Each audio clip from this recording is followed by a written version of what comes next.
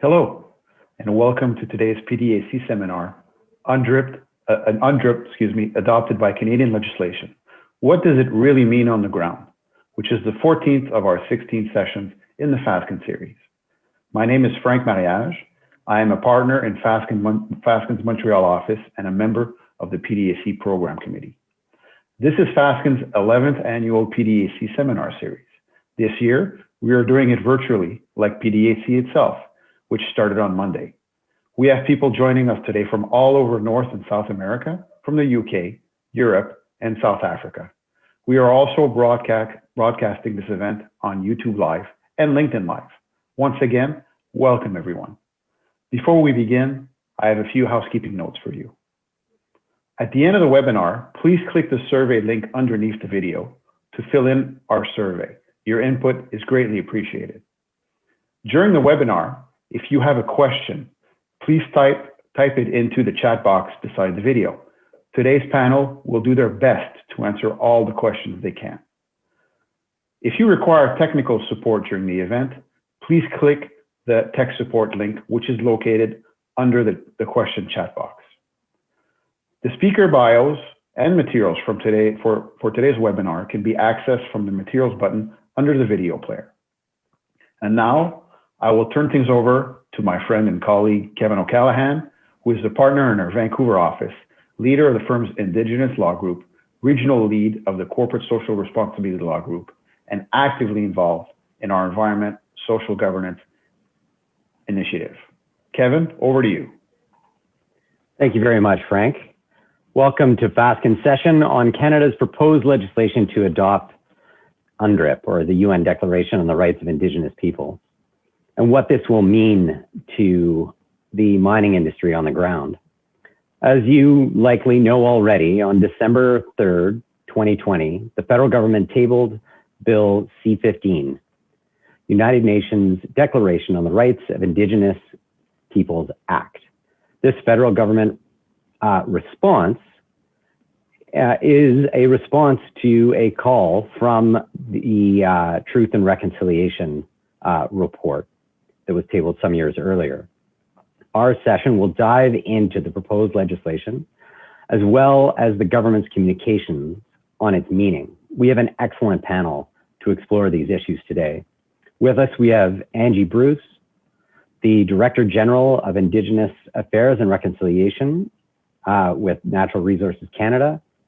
Angie will introduce us to the bill and Canada's perspective on its practical meaning. Tara Shea, the Senior Director of Regulatory and Indigenous Affairs with the Mining Association of Canada. Tara has been heavily involved in the mining industry's response to Bill C-15 and will give us that perspective. We also have Juan Sonoda, who is a partner with the law firm of Beretta Godoy and who is joining us from Buenos Aires, Argentina. He is the editor of a book entitled Indigenous Rights in South America, FPIC and Other Key Issues for Natural Resources Development. Juan will give us a bit of a perspective from South America's experience in implementing free, prior, informed consent into local law.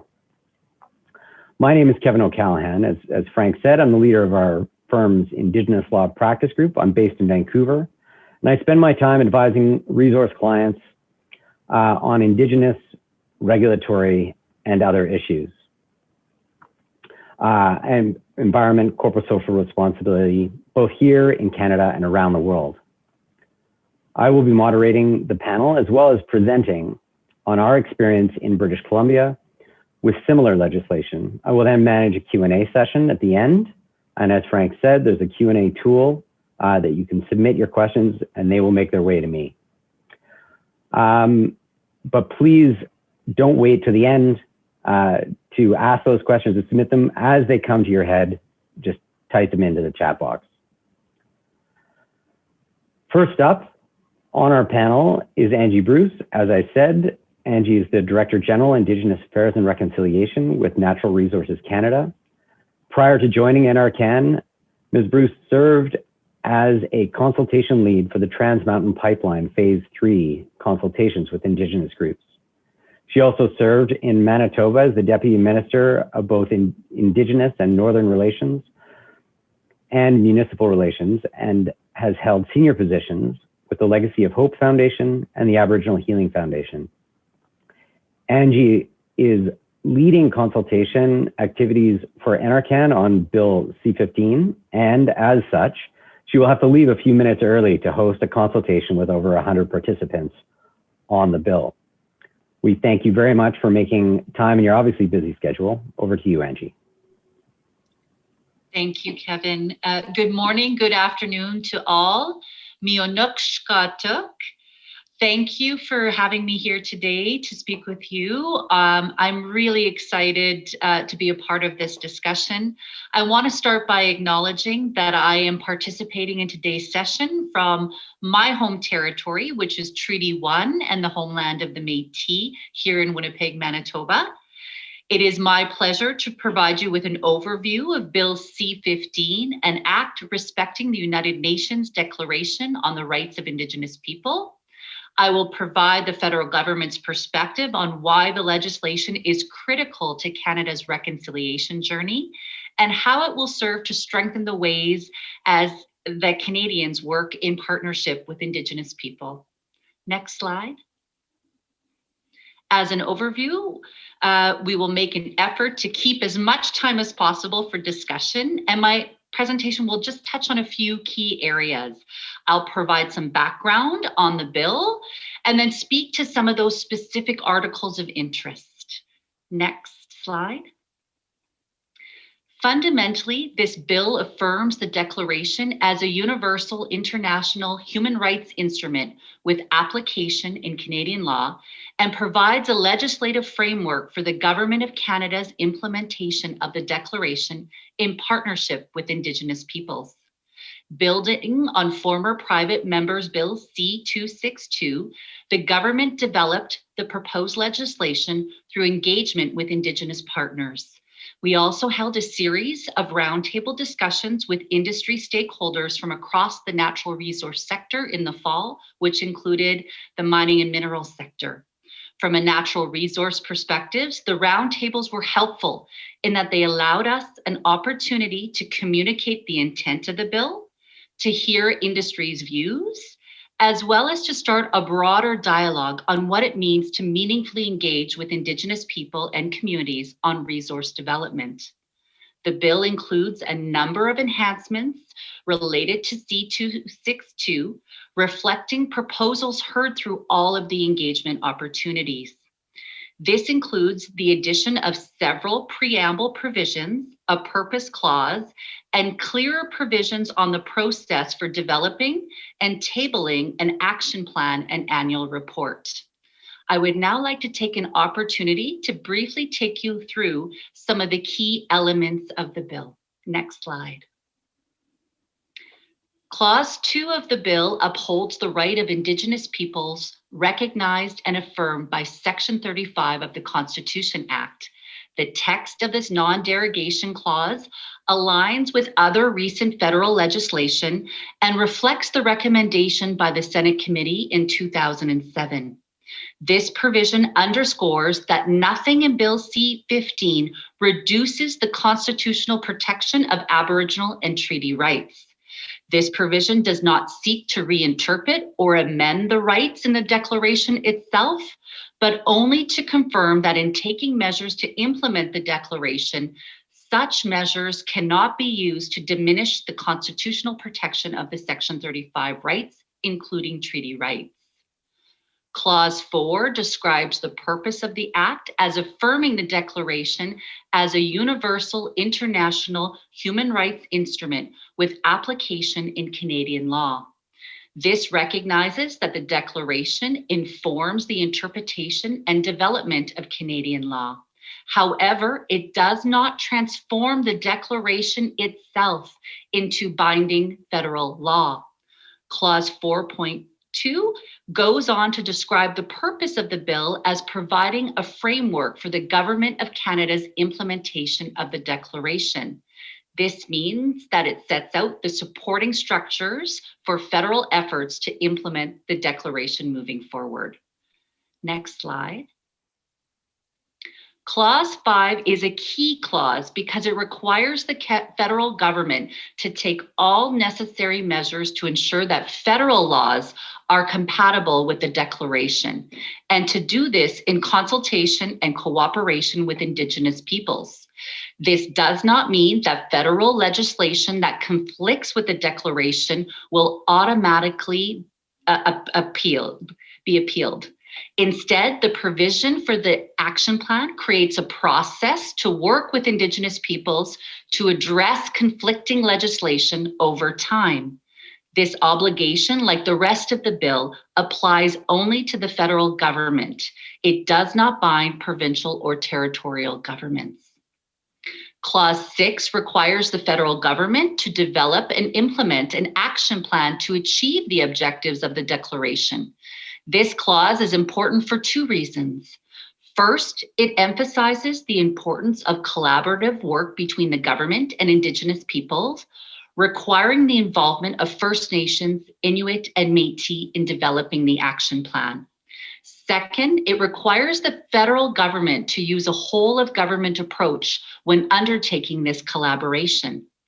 This means that federal departments such as Natural Resource Canada will continue to have an ongoing part to play and will need to be engaged in efforts to implement the Declaration where identified. The action plan must be completed as soon as possible, but no later than 3 years after the provisions come into force. The addition of the 3-year timeline responds to one of the priorities expressed during engagement and leading up to the bill, and it talks about the importance of moving forward expeditiously. To the extent any further changes or new processes or mechanisms are developed through the action plan, they will have to be pursued through the usual policy development and legislative processes, including seeking public input and following parliamentary processes. The action plan will need to be tabled in each House of Parliament after it has been prepared, and it must be made public. These additions strengthen transparency and accountability. This brings me to the next slide, where I would like to discuss what the bill means from a natural resource industry perspective. So what does implementing UNDRIP actually look like? And what will this legislation mean for the natural resource industries in Canada? It means that industry can continue to build on the progress they've made in developing long-term and respectful relationships with Indigenous peoples, groups, and communities. We know industry is already working differently with Indigenous people through the development of capacity building initiatives, impact benefit agreements, joint management, and profit sharing opportunities. One of the key elements of the bill is that it will require the government to work with Indigenous people to take all measures necessary to ensure that Canada's laws are aligned and consistent with the Declaration over time. This does not mean that federal legislation that conflicts with the Declaration will automatically be appealed. Instead, the provision for an action plan creates a process to work with Indigenous peoples to address conflicting legislation over time. On the topic of FPIC, or Free Prior Informed Consent, this is a manifestation of Indigenous peoples' rights to self-determination. It is about effective and meaningful participation of Indigenous people in decisions that affect them, their communities, and territories. FPIC is about working together to build consensus through dialogue and enabling Indigenous people to meaningfully influence decision-making. In practice, FPIC is informed by the circumstances, the nature and scope of the project, the potential impacts on the community or communities, and the rights and interests that may be affected. At the end of the day, FPIC is a roadmap for building relationships and achieving consensus as parties work together in good faith in decisions impacting Indigenous rights and interest. We're also hearing questions around the impact of FPIC on Section 35 obligations and the current regulatory process.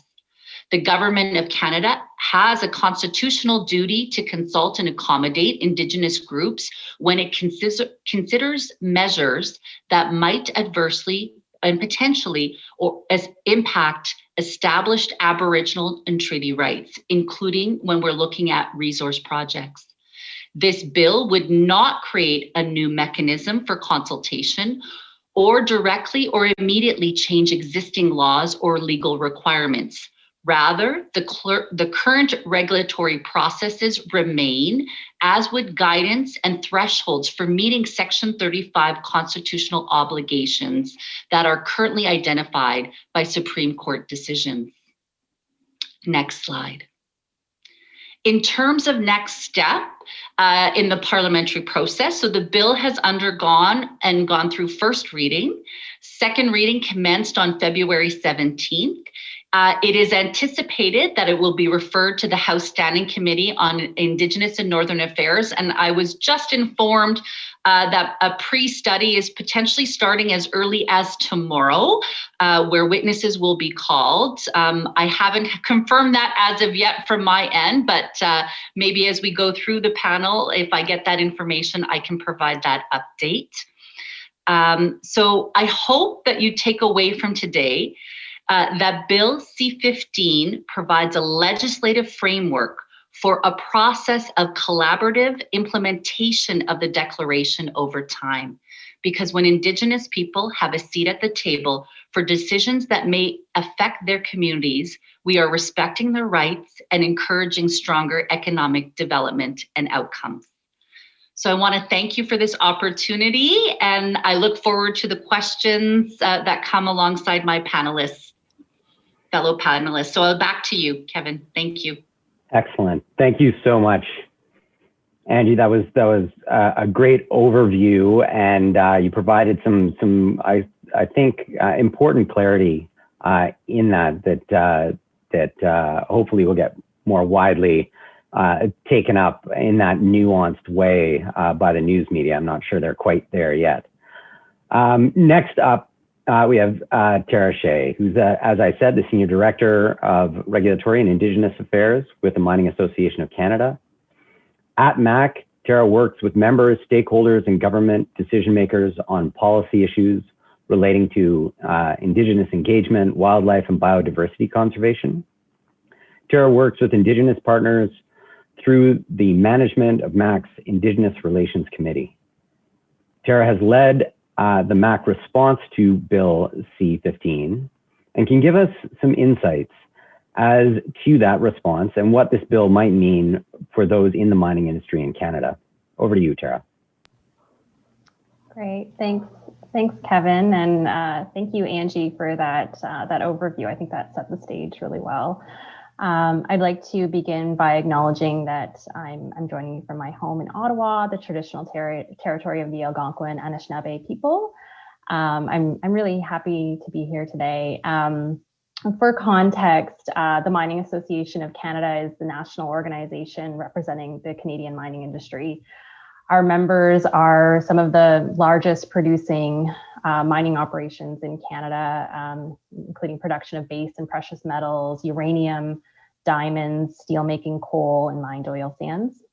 And our members are also among the largest industrial employers of Indigenous peoples in Canada. Canada produces over 60 minerals and metals from over 80 active mines, providing nearly 400,000 jobs directly and over 325,000 indirect jobs.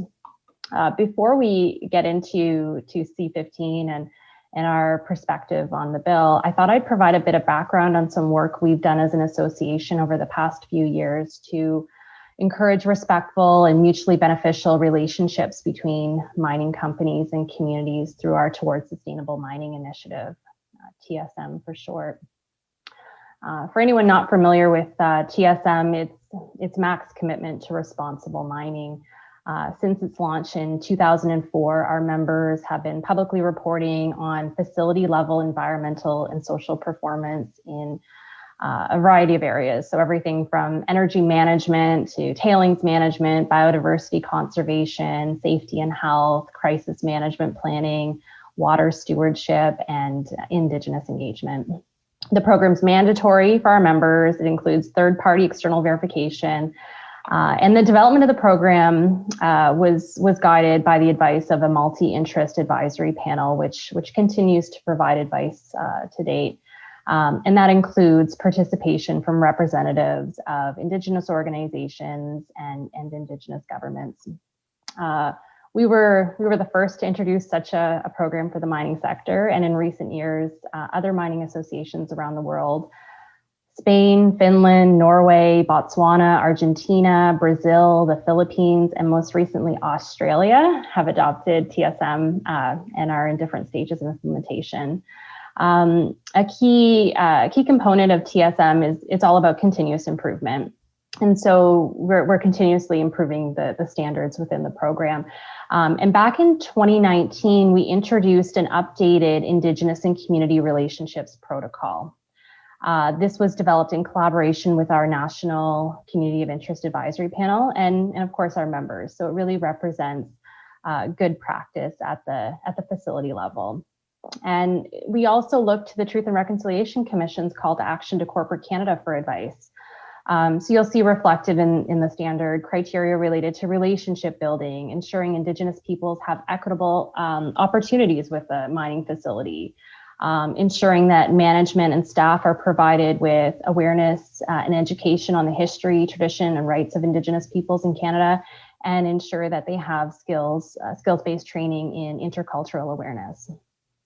And we also looked to the declaration for advice when we were developing this, and we've built in a recognition of UNDRIP and set a bar for good practice that includes striving to achieve free, prior, and informed consent for new projects or expansions where there may be impacts to rights. And this is among many other criteria. So the experience we have with this protocol, it's really informed how we're approaching Bill C-15. And just high level, there's potential for Bill C-15, if well implemented and properly resourced to result in positive changes. There's optimism again that if this is done well, we could have, like Angie said, a focused path forward to address some priority issues and challenges and have that roadmap. So, dealing with things like infrastructure deficits, shortcomings in health and education systems, among many other issues. And I will also say that despite this optimism, there are questions and concerns about what implementation of the declaration means in practical terms, and what changes we'll see as a result of this legislation. There are a lot of different paths we can take to answer these questions and resolve these uncertainties. And I see a role for the mining sector in terms of collaborating with Indigenous leaders, the government, and other sectors of society to find solutions and ensure that there is clarity. So I'm really happy to be here. Thank you, Kevin, for the invitation. I think it's important that we have a conversation moving beyond principle and, what does this mean on the ground? So I'm looking forward to the discussion. Thank you. Excellent. Thank you, Tara. Next up, we have Juan Sonoda. As I said before, Juan is with Beretta Godoy in Argentina. Juan is the legal practice director of the firm, and he's also the partner in charge of the litigation and energy and natural resources departments. His expertise focuses on the areas of foreign investment, energy and natural resources, and dispute resolution. As I mentioned earlier, he has edited and co-authored a book on Indigenous rights in South America from the perspective of the natural resources industry, published by the Rocky Mountain Mineral Law Foundation. He graduated cum laude at the University of Buenos Aires School of Law and holds a master's in corporate law from the New York University School of Law. He is also a professor of legal aspects of the mining specialization career at the Universidad de Buenos Aires. Juan, we look forward to your insights from South America. Thank you, Kevin. Before I start the presentation, I would like to thank our colleagues that provided information materials for it. And they are Alejandro Pimentel from PPO Abogados in Bolivia, Pedro Garcia from Verano Advogados in Brazil, Gonzalo Gres from Cariola in Chile, Guillermo Tejero from Brigada Urrutia in Colombia, Jaime Saldumbide from Pérez Bustamante Ponce in Ecuador, and Úrsula Zavala from Estudio Rodrigo in Peru.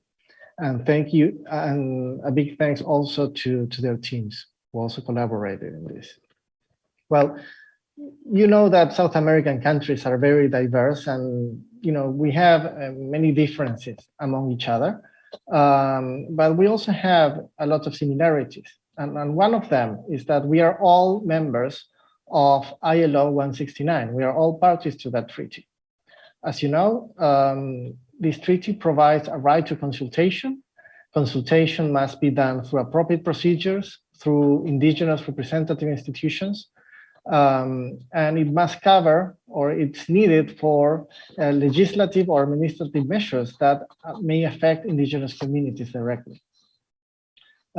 Consent is required from indigenous communities if those measures involve the removal of the community from their land. So this is a common treaty that applies in South America for each of the South American countries. And also an important thing to say is that it's immediately operative. Once a party became a party, once a country became a party to the treaty, it's immediately enforceable. Another thing South American countries have in common, or I would say Latin American countries, is that we are parties to the Inter-American Convention of Human Rights. It doesn't apply to Canada, it doesn't apply to the US, but most of Latin American countries are parties to that convention. One of the features of that convention is that the Inter-American Court of Human Rights works as a court of appeals on the matter of human rights over our national Supreme Courts. So if you have a human rights case and the affected party is not satisfied with the result, it can have an appeal to the Inter-American Court of Human Rights. And the court has two leading cases in the matter of consultation, which is the Saramacca people versus Suriname from 2007 and the Quechua people from Ecuador from 2012. And in these two leading cases, there are more, but in these two leading cases, the court set forth the main features of consultation, from indigenous consultation. What is interesting is that the Inter-American Convention of Human Rights doesn't have a word on indigenous rights, but the court worked its way to indigenous consultation by interpreting the right to property. The court concluded that the right to consultation is a derivation from the right to private property, as it is stated in the convention. And also the court concluded that indigenous rights and consultation rights are part of the customary international law of the Latin American countries, because almost all of us are parties to ILO 169. So the court concluded that those human rights are international customary law for us. So in these two leading cases, the court established some thresholds or some principles in the matter of consultation. In the first place, the court said that the consultation must be performed according to the indigenous people customs and traditions. It must be effective. It must be done in good faith. It must be done through culturally adequate mechanisms.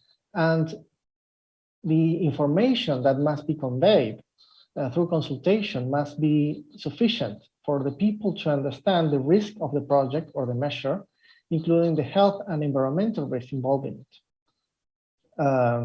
The court even made it clear that the consultation must be made through international standards. That was said in Quechua people versus Ecuador. The consultation must be done at an early stage. It must have the aim of reaching an agreement. It doesn't mean that the agreement is absolutely necessary, but it's part of the good faith component.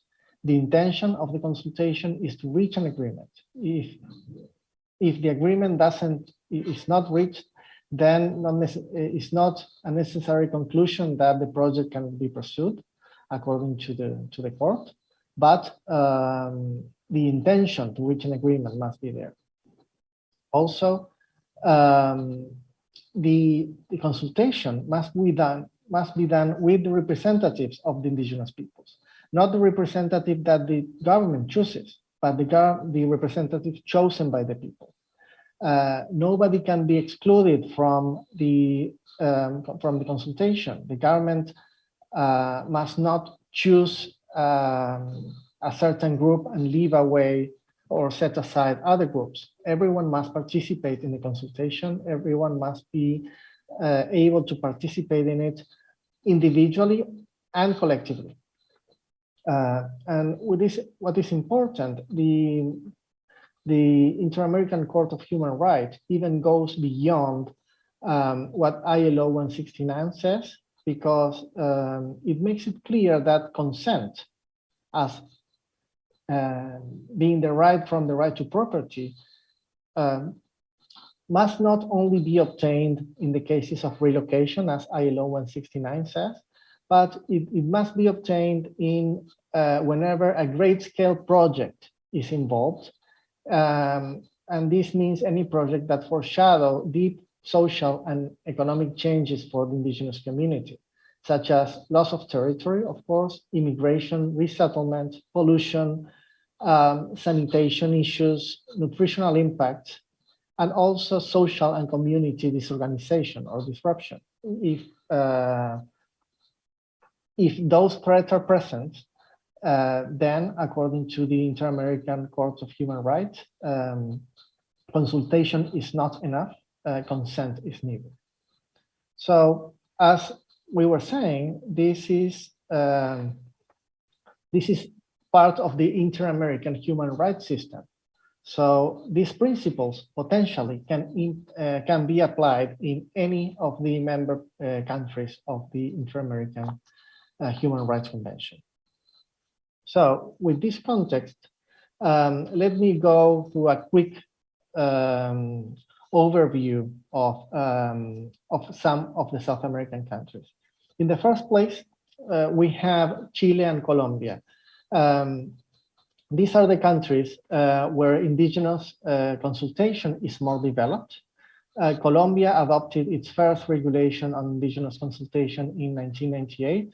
Chile adopted its consultation law in 2013.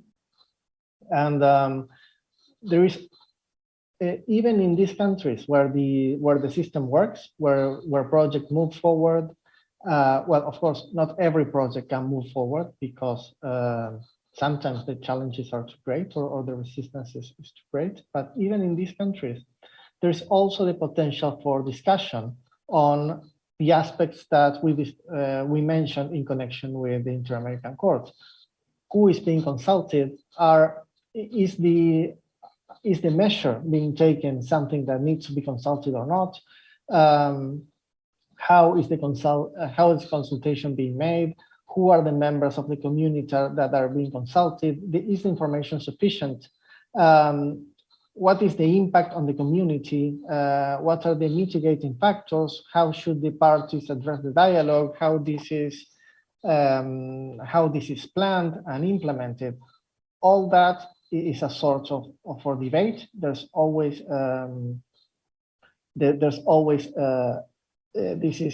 I wouldn't say that anything is set in stone here, and there's always room for improvement and evolution. But these two countries are far ahead from the rest of South America. And let me give you some examples why I'm saying that. For instance, we have Bolivia. Bolivia is, in terms of constitutional law, in terms of its written laws, is one of the most advanced countries in the protection of indigenous rights.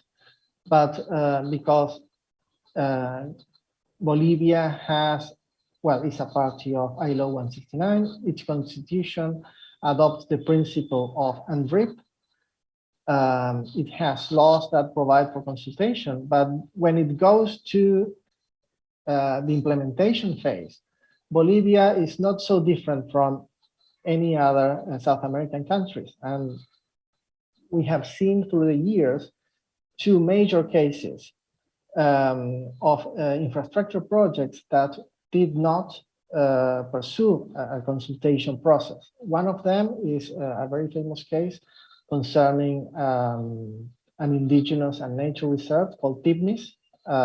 President Evo Morales was planning to build a highway through that part of the forest.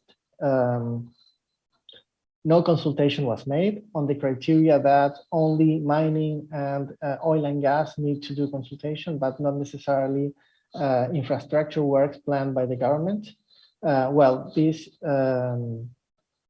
was subject to litigation. The litigation confirmed that consultation was needed, but perhaps not at the stage where the people were claiming that needed to be done. But in the end, it faced such a social opposition that the project could not go forward. Now there's a pending case in Bolivia's High Court concerning the construction of a river dam. And the issue is similar to that of Tibnis. The project is being pursued without consulting all the communities involved in it. And also the standards for consultation, the consultation process is claimed not to be up to the international standards set forth by the ILO 169 and the European and the Inter-American Court of Human Rights. What is interesting about Bolivia also is that indigenous rights are not necessarily the rights of a minority. A significant part of the population is obviously indigenous, and they have indigenous peoples have seats in parliament. They have their own justice system. And the thing about this project, one of the complications involved in it is that indigenous politics are mainstream politics. So there are some indigenous, well, as you know, the former president Evo Morales was an indigenous leader in addition to being the president of his country. And he faced opposition from other indigenous leaders. So these projects are not only a matter of minority rights, but also mainstream politics. Then we have Peru, and we have, well, let's talk about Peru. One of the issues that we have in Peru is that there are, since 2012, there are rules on consultation, but they didn't apply to public utility projects like pipelines or transmission lines. So this January, the Peruvian Constitutional Court retrospectively annulled these exceptions and said that these works also need indigenous consultation.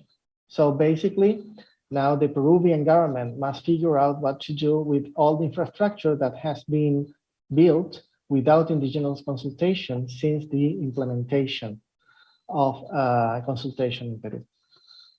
Then we have Ecuador, which is facing a similar but more serious situation. In Ecuador, no consultation is provided in the constitution and is also through ILO 169. You may remember that I mentioned before that the Quichua people case from the Inter-American Court of Human Rights was against Ecuador. And that case declared that that consultation was not made with respect to an oil and gas project, and therefore annulled the concession of that project in the Ecuadorian Amazon jungle. So bottom line, in Ecuador, no consultation law has been implemented so far, which puts many projects in the risk of being challenged because of that treaty violation and violation of the Ecuadorian constitution. And finally, A similar situation happens in Brazil. In Brazil, the Brazilian constitution provides that the development of projects in the indigenous lands requires a consultation through a law approved by Congress. That law was never enacted. So basically, no applications for natural resource projects in indigenous lands can be processed because there's no consultation process being implemented. The Brazilian constitution that introduced these reforms was approved in 1998. So in all this time, projects in indigenous land have not been able to be pursued in Brazil because of this. So basically, the takeaway from this is that this is somehow a consequence of having an immediately enforceable legislation. When you adopt a treaty, you adopt the whole of it. You cannot choose. And when you become a party to a treaty, it becomes immediately enforceable, at least one like ILO 169.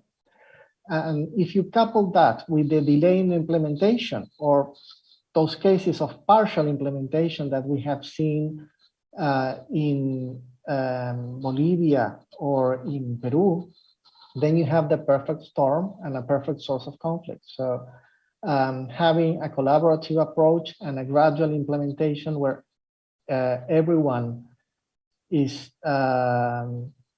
working together the same goal as you're doing in Canada seems like a really good solution. And with that, back to you, Kevin. Thank you.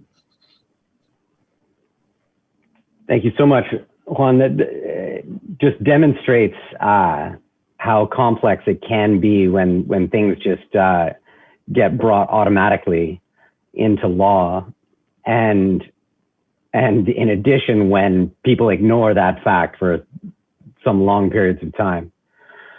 I will now turn to the experience in British Columbia with very similar legislation. On November 28, 2019, the Declaration on the Rights of Indigenous Peoples Act, or DRIPA, became law in British Columbia. And it's important to note that it passed with unanimous support in the legislature, but only after lengthy debate and clarification from government, which was critical to the unanimity. And that clarification from government was crucial to its passing.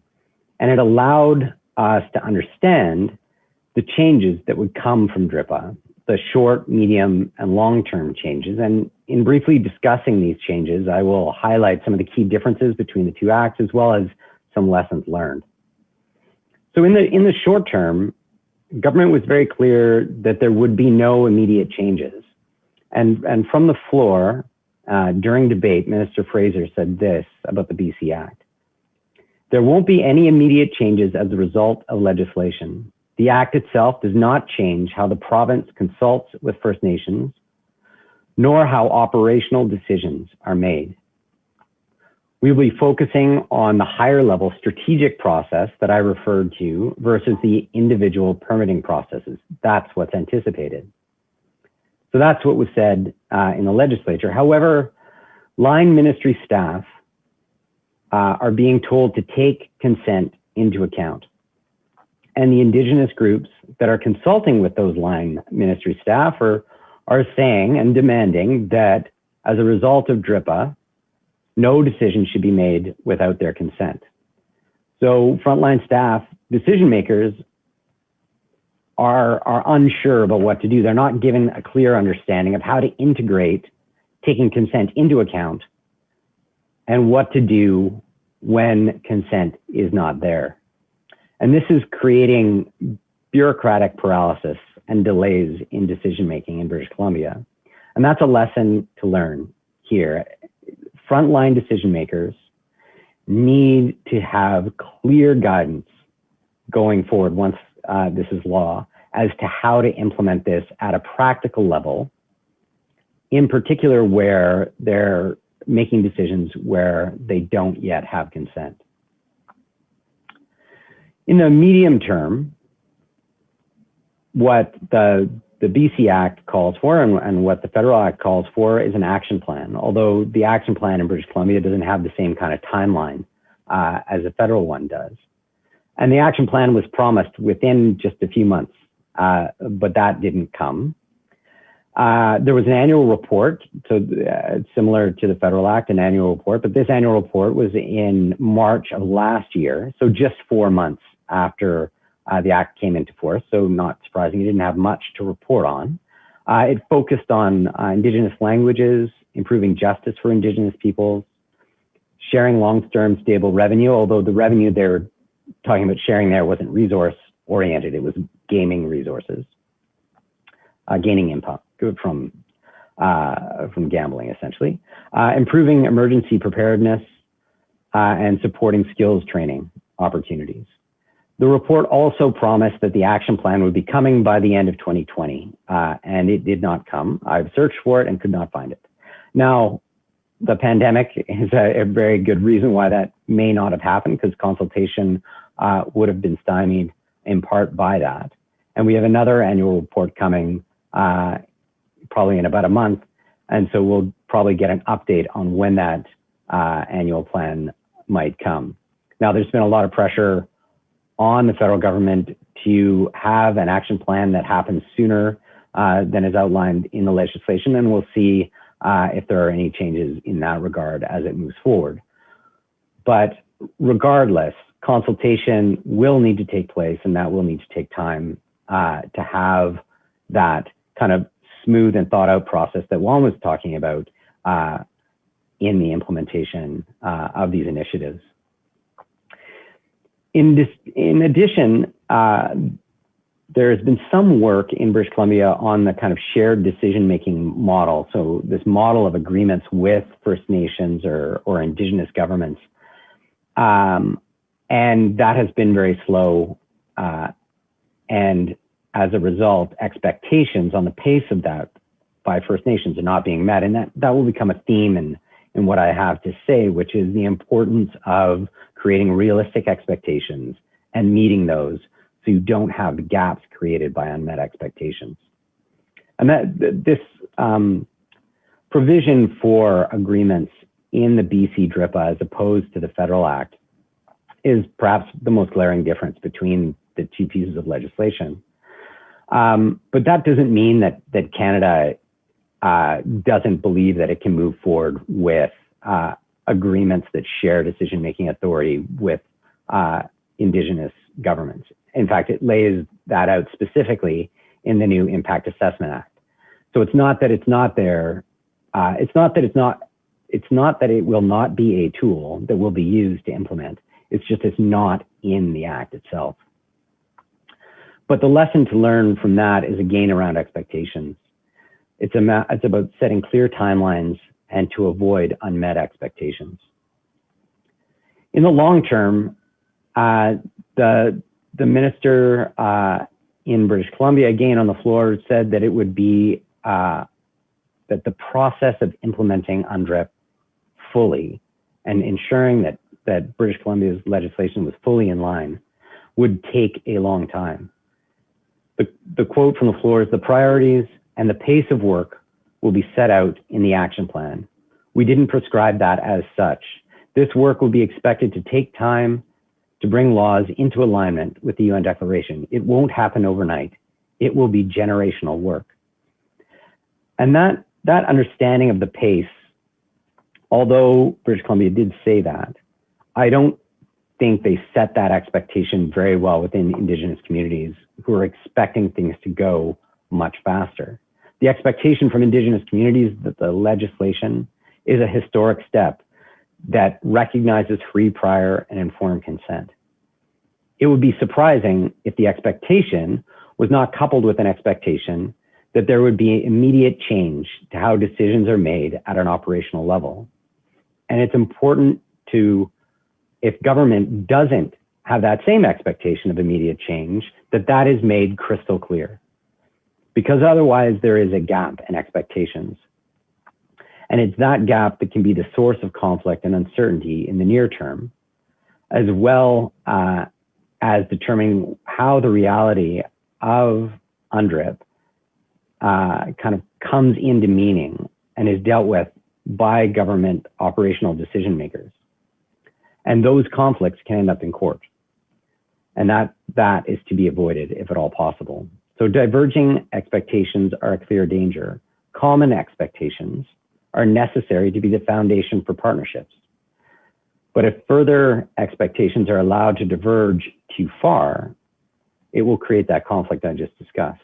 And therein lies the problem, that despite the statements on the floor of the legislature by government, there is divergent expectation in British Columbia, and that divergence is likely to occur with respect to the Federal Act and the implementation of the Federal Act and the meaning of free, prior, informed consent at the federal level, unless the federal government is crystal clear about those expectations.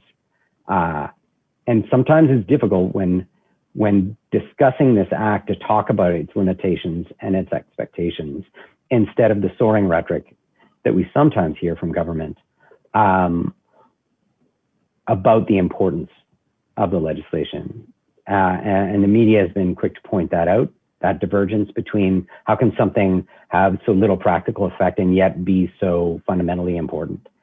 And an explanation of that, and a clear explanation of that, is critical. And so to avoid these diverging expectations, government will need to be transparent in how it interprets the UN Declaration and what obligations it sees arising from that document. There is no use glossing over different interpretations. Leaving this discussion for another day is in no one's best interest. Waiting will only allow people to solidify their thoughts upon increasingly divergent paths. As we have seen in British Columbia, this can lead to examples such as industry being abruptly shut out of areas, such as recently happened in the Discovery Islands area for aquaculture, or actual conflict on the ground, as we saw play out in the Wet'suwet'en territory just a year ago. There has been much ink spilt on the meaning of free, prior, informed consent. And I will not get into the interpretive debate here today. Suffice it to say that the interpretations fall broadly into two camps. Either it means that government must consult with the goal of obtaining consent, as Juan was pointing out, that is how it's interpreted in South America. The good faith goal of consent, of consultation, must be obtaining consent, but projects, decisions, licenses may proceed without that consent if it cannot be achieved. Or FPIC means that governments must obtain consent in order to proceed. So in order to provide the certainty that both companies and Indigenous communities need on which to build their relationships, both BC and Canada need to be very clear about which interpretation they are adopting for the purposes of implementing their legislation. As long as government is clear and consistent, then business and communities can get down to the hard but rewarding work of developing long-lasting and mutually beneficial relationships. So that's my addition as a perspective from the left coast. And now what I'd like to do is move on to a panel discussion on questions and answers. And we have some questions from the floor, but I'd like to start first with a question we had in earlier. And this one's to Angie. And that is this: what guidance can Canada provide as to the line between FPIC as a process and FPIC as an outcome? So consent as a process or an outcome. We have heard many times that FPIC under UNDRIP is not a veto. Will Canada be providing some clear statement on what this means? And what I would add to that is both generally and for the people out there who will have to be making these decisions in the future. Okay, thank you, Kevin. So when we talk about FPIC, I think it's important to understand that we really have to understand the context. Context really matters. FPIC is about working together to build consensus through dialogue and enabling Indigenous people to meaningfully influence the decisions that impact them, their rights, their communities, their territories. So government's view and the process that we undertake under Section 35 consultation does not change. We aim to achieve consent. The process about having meaningful dialogue with community is to aim for consent, looking at how are the impacts to the community's rights, how have those impacts been mitigated, and what are additional accommodation measures that can offset those impacts in order to achieve consent. So that does not change. So FPIC is not outside the context of facts or law. So we look to the legislation that's put in place. We look at the new Impact Assessment Act, the new Canada Energy Regulator Act, which I think really sets forward a new way. So it's really looking at FPIC as how can we move the process up earlier? How are we starting that engagement piece at the start of the process, having that dialogue between industry proponents, between government at the early stage and throughout the regulatory process, instead of at the end when decisions have been made, things have gone through the process, so that we can address concerns, we can start looking at mitigation, we can start really identifying those pieces to accommodate at the beginning stages.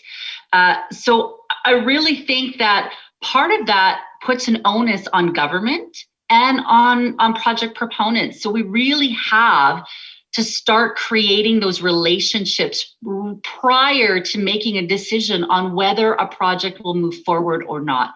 We need to understand the community, as I heard Juan say, the culture of the community, the decisions, the leadership of the community. What does that community look like?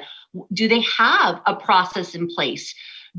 Is that community a historical treaty community, existing modern treaties, self-governing, land claim agreements? Because sometimes FPIC is clearly identified within those agreements. And so we have to look at each community that we're working with in that way.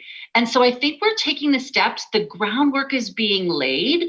And so I would say that absolutely the government has been clear. It is not a veto over government decision making. If you want me to say the words, that has been said. We heard that throughout the industry engagement. We heard that from many of our Indigenous partners as well. It really is about, we have to have that dialogue. We have to hear, and we must respond in meaningful ways as we move forward. We cannot make decisions in absence of the impacts. And so that really is what we're saying when we talk. And I think that process is been put in place.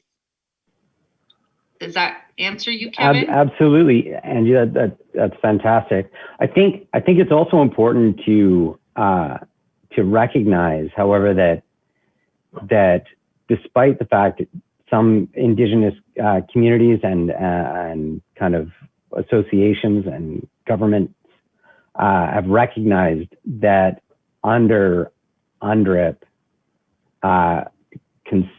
consent is not a requirement.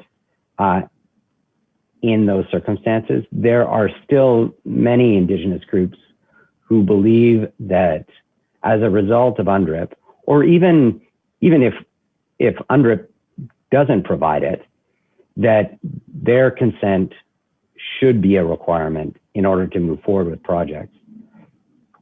And making it clear that that is not what this legislation does, I think is important. But it's also important, I think, to be clear that if those Indigenous governments do feel that consent should be a requirement, this is not what gets them there. That would need to be a further process of some kind.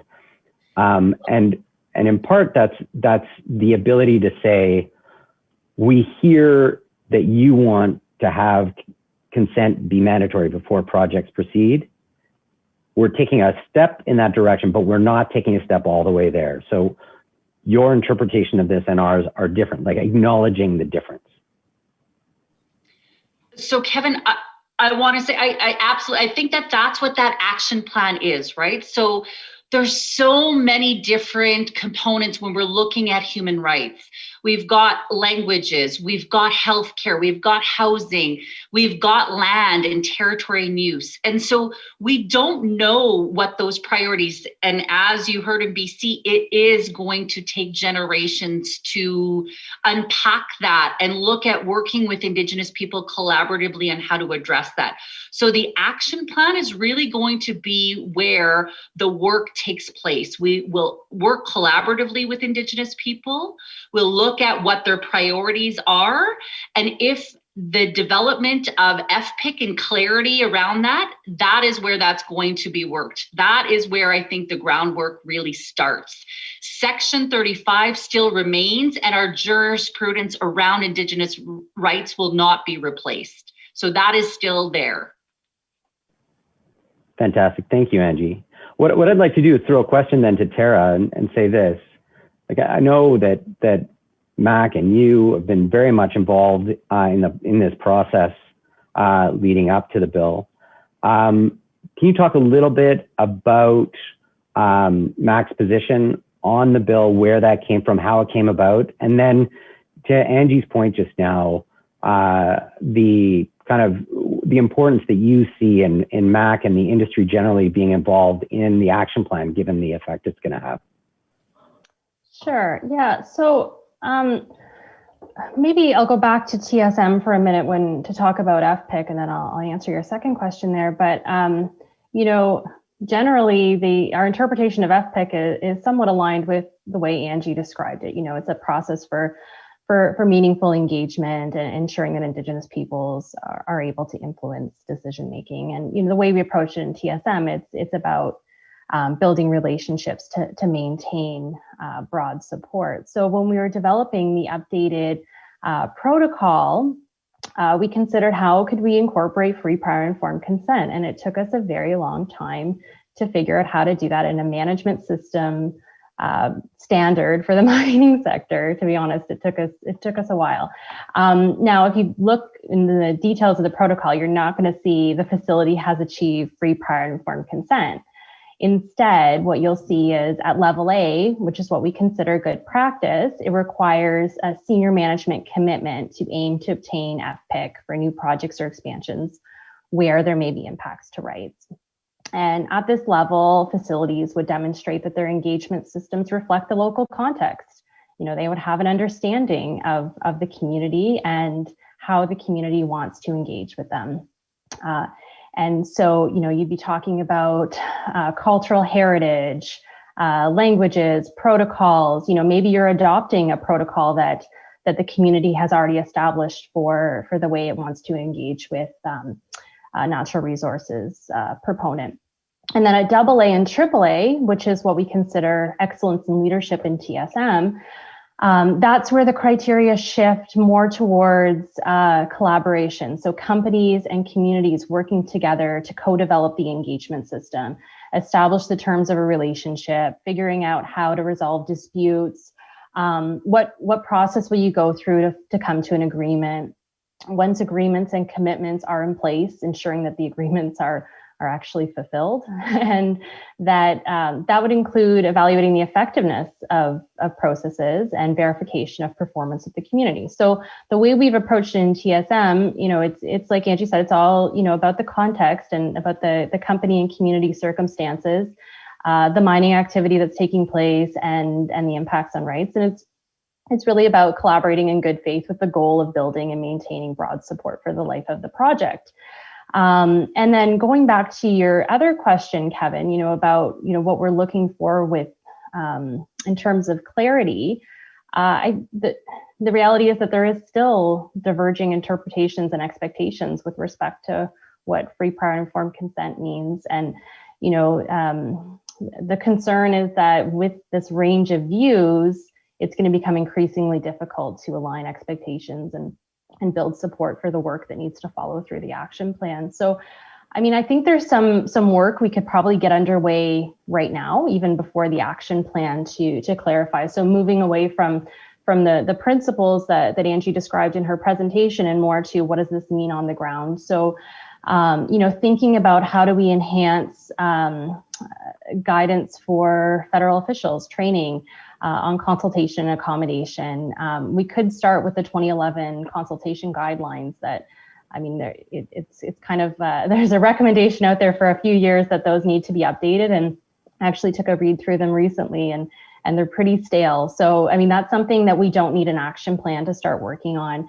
And then thinking about the action plan process, we can start defining that process now, and how are we going to prioritize issues? How is consultation going to happen? How is the industry going to be involved? Like, we can start having those conversations now, because it's not going to be easy.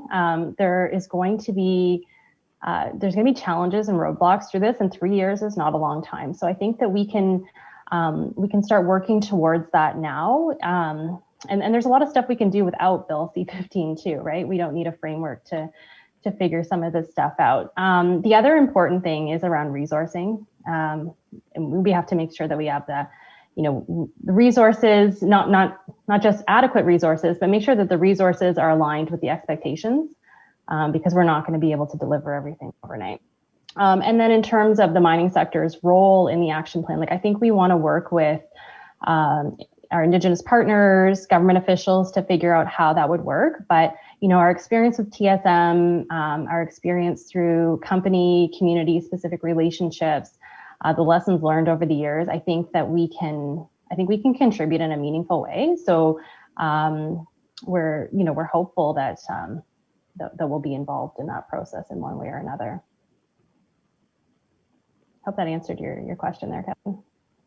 Absolutely. Thank you, Tara. And I think maybe, Angie, I'll pass the baton back to you again, just on the terms of what Tara was saying around involvement in the action plan, but even before that, actions that can be taken now in terms of updating, for instance, the consultation advice given to line officers, and starting the process of that work. So can you talk a little bit about the possibility of doing that, about the importance of government applying enough resources to get this work done, to get the action plan done, and then industry's involvement in the development of the action plan? Thank you for that, Kevin, because I was sitting here thinking absolutely, and I was nodding my head in agreement with everything that you said around the 2011 consultation guidelines, coming from my consultation days with TMX. So what I would say is this: we've already started the process. So the pre-engagement, I think, roundtables that we did with industry gave us a mechanism to continue this work forward. So we've had NIOs at the table, so National Indigenous Organizations at the table. We had industry at the table. We had different departments at the table to have dialogue prior to the bill. We're now coming back again to have discussions about what the bill means and the technical pieces to that.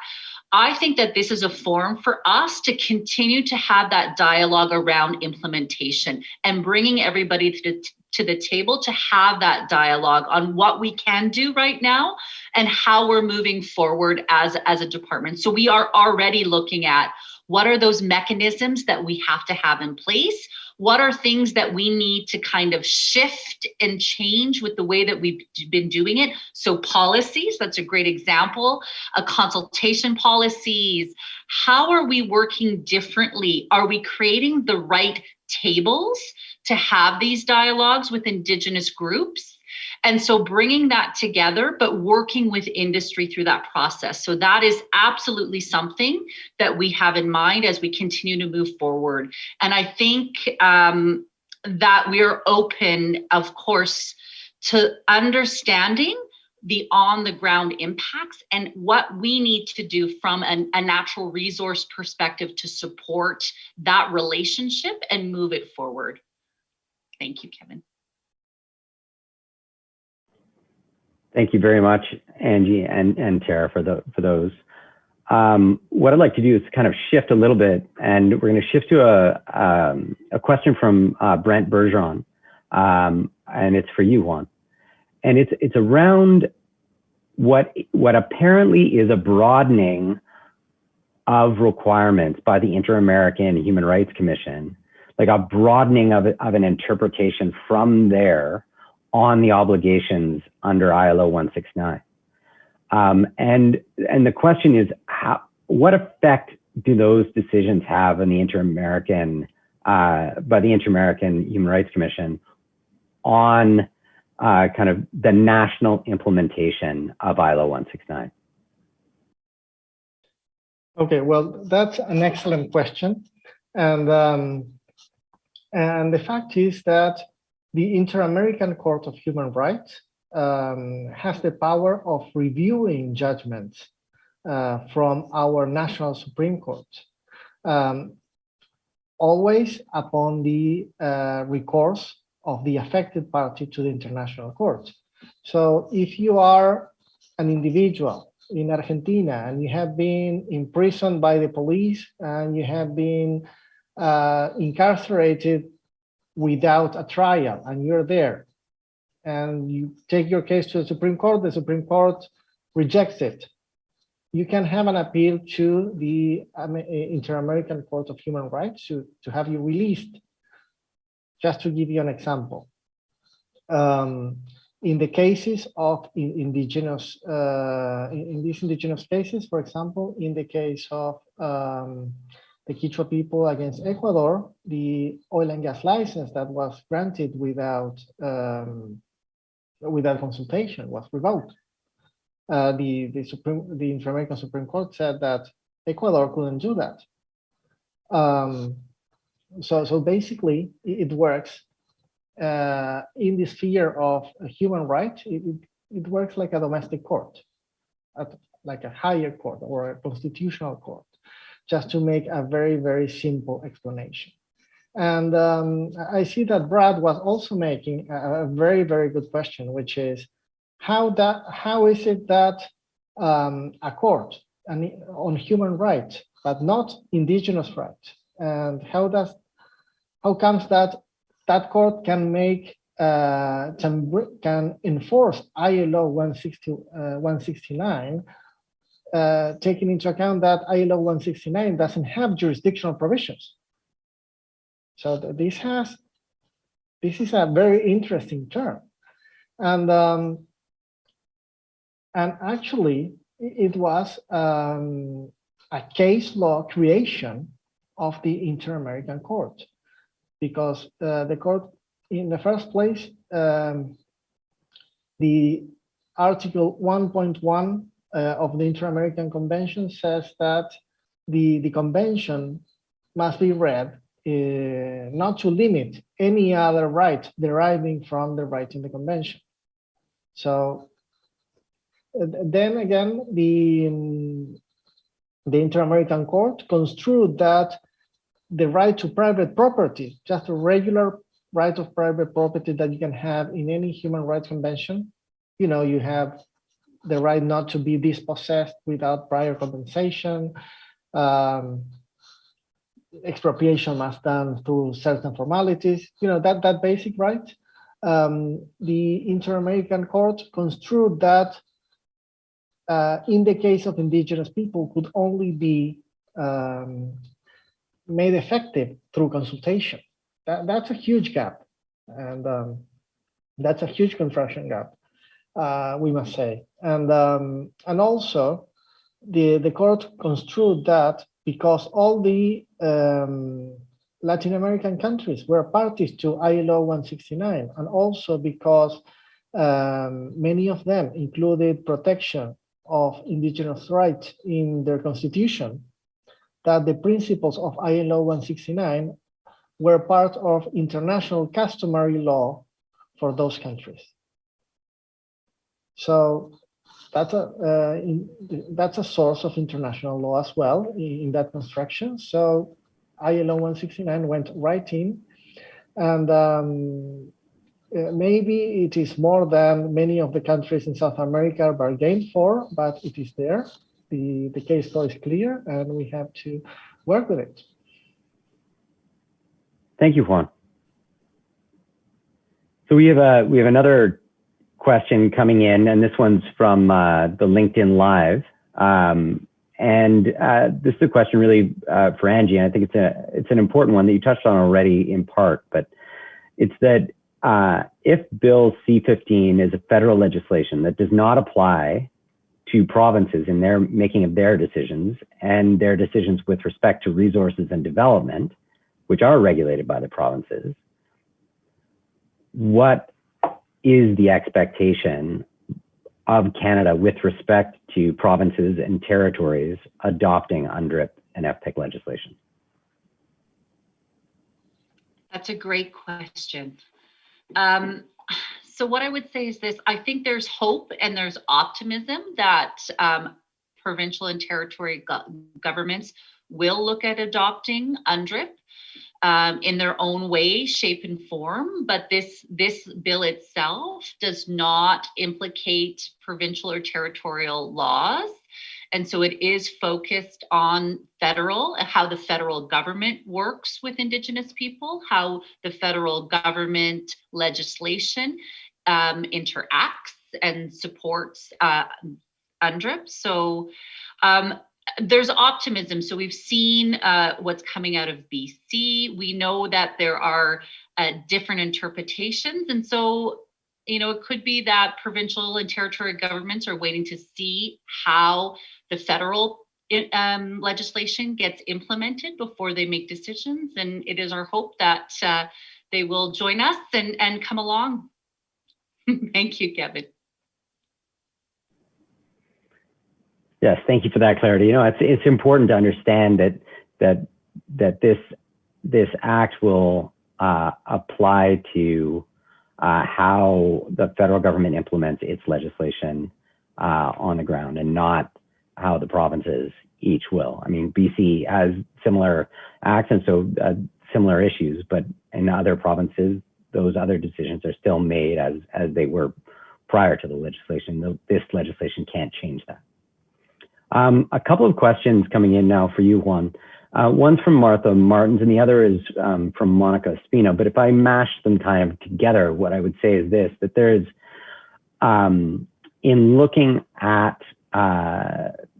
South America and Latin America, as a Canadian company going there, it seems that if you read the laws, there is strong protection of Indigenous rights, and you have ILO 169 and other structures. But in practice, on the ground, there is a gulf between kind of the letter of the law and the practice on the ground. Can you talk a little bit about that and the effects that has? Well, that's a very good summary. A magnificent example of that is Bolivia, because at the start of President Evo Morales' administration, in the first years, we had this constitutional reform and this enabling of this enactment of several Indigenous rights. But when it was the time to government and to do projects, then the implementation of those rights by even that Indigenous administration was far from the standard that it had initially set forth. And the reason is that it's not something that can be done overnight. It's very complex. And it needs to, it places, of course, challenges to doing things in the way they were done before. There's no turning back. Once you get into that route, you need to commit to it. Martha Martins was also making talking about the case of Belo San in Brazil, which again is another case of implementation. And she's commenting that it's not only the absence of legislation, it's also a political decision on how to do things. And I agree with that comment. The case of Belo San is very illustrative. because there was this mining company who was complying with consultation requirements or consultation regulations as they were framed in by the Brazilian authorities, but those regulations fell short of the international standards of the treaty obligations that Brazil had committed to. For instance, in that case, the Brazilian regulation said that there was a 10-kilometer boundary for measuring the impact of mining projects in indigenous communities. So there were there were two communities, one 12 kilometers away from the project and the other 16 kilometers away from the project, and they didn't get into the impact studies and they were not consulted. So that led to a judgment saying that, notwithstanding the distance threshold, that measured on those communities also had to be measured. That happened in 2016, and the company is still trying to complete its impact report and consultation. So these partial solutions, or these ways of trying to comply with the rule, with the letter of the law, in the end probably are not that effective. Just as you say, as you said, Kevin, because expectations are not met, and of course this leads to conflict. Yeah. Thank you, Juan. Another question has come in, I think, Angie, that you could cover perhaps relatively quickly, which is, and it shows up in kind of an earlier question that was submitted, and one just came in online. But it's around the interplay between this proposed act, UNDRIP itself, and fee simple lands. And so if you could just clarify a little bit for the people watching that the application of these concepts to fee simple lands. Okay, well, that Kevin, you're stumping me on this one a little bit. Well, I can jump in and help you out there. I'm like, you need to give me a little bit more context. So if we're looking at reserve land, is that what we're talking about here? No, I think what and you can tell me if my summary of this is not in keeping with your understanding. But what I think people are asking is, look, in areas where I or my company own the land outright, is consent still a requirement, and or something that needs to be thought about or achieved? And my answer to that is in part that before this act comes into effect, the Constitution and Section 35 still apply, and they even apply to decisions about private lands. And what that does is it puts a restriction on the ability of the governments to make decisions without consulting about the effects of those decisions on the rights of Indigenous peoples. Now, there's a sticky little question about whether or not, once there is fee simple lands, whether there is any Aboriginal title left in those lands, but you don't have to answer that question to still have an obligation to consult with First Nations about effects, because the operations of industry in particular on fee simple lands can still have an effect on the exercise of Aboriginal rights, whether it's on those lands or nearby. And so it doesn't prevent that from happening. And that, my understanding is that UNDRIP, the UNDRIP Act, as it comes in, won't change that dynamic at all. Could you comment on that, like, slightly more nuanced part of the question? Yes, thanks for the clarity, Kevin, for sure. So you're right. The question becomes, what are you doing on that land, right? So if what you are going to be doing on the land, so say developing a large project, impacts the Aboriginal or treaty rights, there will be a section, of course, there will be impacts to Indigenous people. So there will be a requirement to look at Section 35. So that's the big piece, I think, and that's the contextual piece. We have to look at what's happening, how is it impacting rights? Is it impacting a caribou herd? Is it impacting blueberry bushes for harvesting? All of those things need to be considered when we're looking at Aboriginal and treaty rights. And I think FPIC really is, you're right, it doesn't add to that. There are still constitutional protections for Aboriginal and treaty rights, which we talked about before, and we have to look at those impacts there.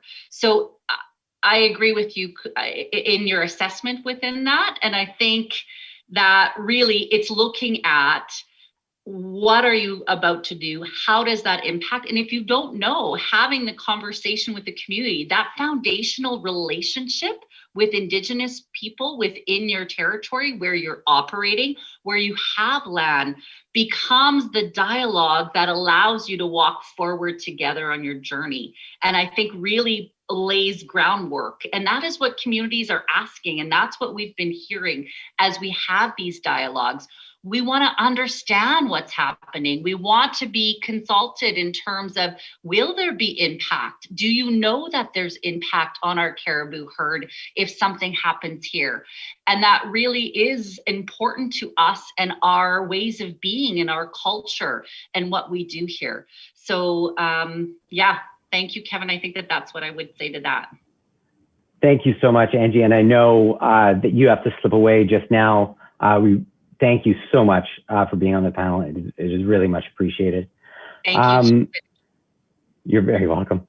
As we go into our last couple of minutes here, I was thinking, Tara, you could answer this question for the people watching, which is, you know, they've heard a lot through the session on what this act is going to mean. They've heard about what the Mining Association of Canada and others in the industry are doing. But what is it that they should do in these months while the legislation is being debated? What is it that they can do to kind of help government understand the position and perspective of the mining industry, and kind of ensure that the things that we were talking about regarding expectations and clarity and transparency kind of make their way into the process as it moves forward? Yeah, thank you for that. I think, well, like I said earlier, there's a lot of stuff we can get, you know, started on now, right? We don't need an action plan to tell us that we need practical guidance on what free, prior, and informed consent means for federal officials. We can get started on that now. But I think, I mean, actually taking a step back, like we need some clarity on the action planning process.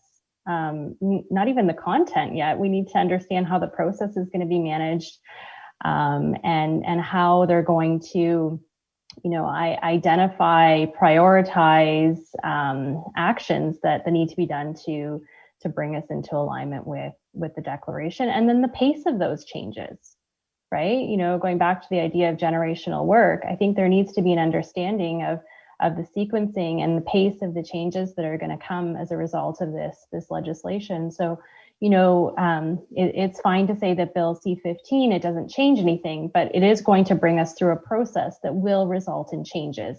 And those changes will have implications for Indigenous peoples, industry, and all of Canadians. So, I mean, I think starting early, the idea of early engagement applies here as well, you know, and figuring out what this action planning process looks like, you know, figuring out how do we take the messaging on Angie's slides around free, prior, and informed consent and translate that into practical guidance for federal officials, for industry proponents, and for communities to apply, so that when there are those situations where it's not clear, it's not black and white, we have the tools to navigate through that, and that there's a consistent process to work through that.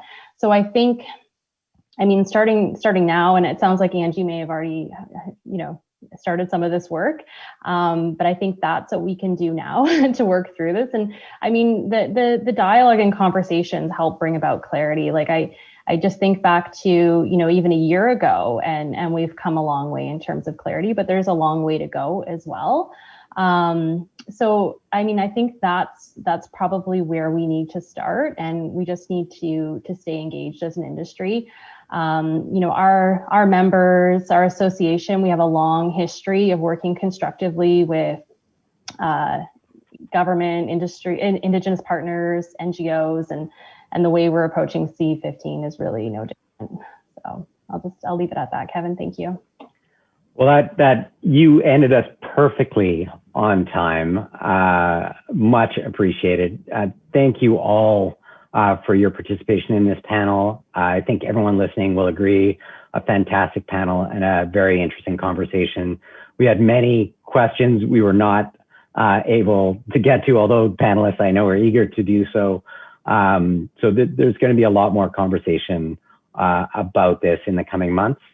We really appreciate you listening, and thank you. Have a great day.